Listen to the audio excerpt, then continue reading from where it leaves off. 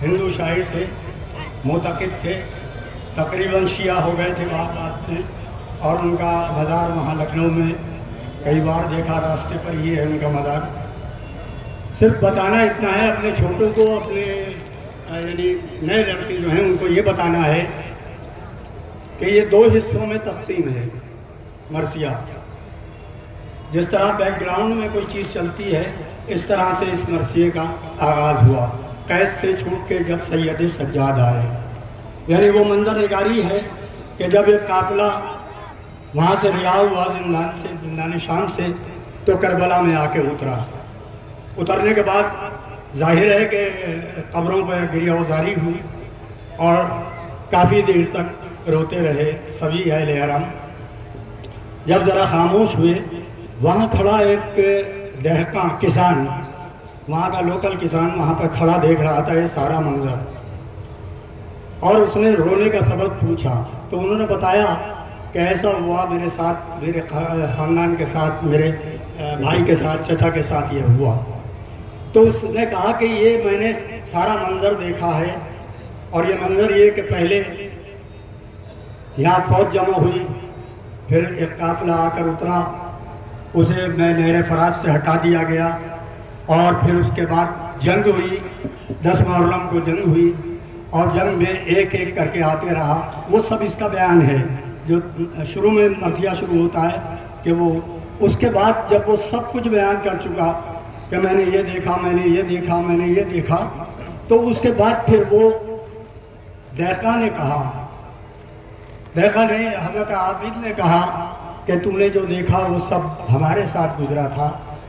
वो मेरा चचा था, वो मेरा छोटा भाई था, वो शशमाहा जिसको तू कह रहा है कि तीर लगा था, वो मेरा सबसे छोटा भाई था। ये सब कुछ उन्होंने बताया जनाब सज्जाद ने।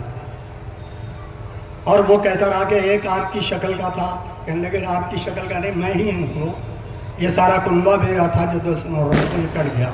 तो ये सारा तफसील से पहले दहका कहता है कि ऐसा हुआ, एक जमा आया था, और ये सब आप सुनते हैं, लेकिन टुकड़ों में सुनते हैं। इसकी बैकग्राउंड यही है, जैसे एक चीज़ कहानी में पहले बैकग्राउंड बताई जाती है, उस तरह से दहका ने बयान किया, और उसके बाद फिर आगे की कहानी चलती है। इसी तरह से उन्होंने इस मरसिए को लिखा है। अगर आप यकसा सारे बंदे एक साथ सुने तो आपकी समझ में सब आ जाएगा कि क्या हुआ।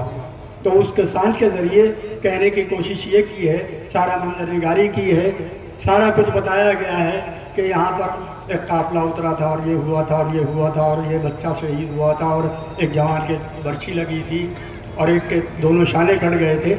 ये दहका बताता रहा। तब हज़रत आबिद ने बताना शुरू किया कि जिसके हाथ कट गए थे वो मेरा भाई था, चचा माफ़ कीजिएगा, वो चचा था, और वो मेरा बाबा था जो सबसे आखिर में शहीद हुआ। तो मैं सिर्फ इतना बताना चाहता था अपने बच्चों को, नए लड़कों को, जिनको इस मरसिए के बारे में पता नहीं है। हम बरसों से, हम अपने बचपन क्या, हमारे बुज़ुर्ग अपने बचपन से इस मरसिए को सुनते रहे हैं। टुकड़ों में बंद समझ सामने आते हैं तो समझ में नई नस्ल के नहीं आता। बड़े बुज़ुर्ग तो सब समझते हैं कि क्या हो रहा है, लेकिन नई नस्ल जो बच्चे हैं उनकी समझ में नहीं आ रहा कि 2 बंद यहाँ हो गए, 3 बंद वहाँ हो गए, रिपीट हो गए, तो वो सब चलता रहता है।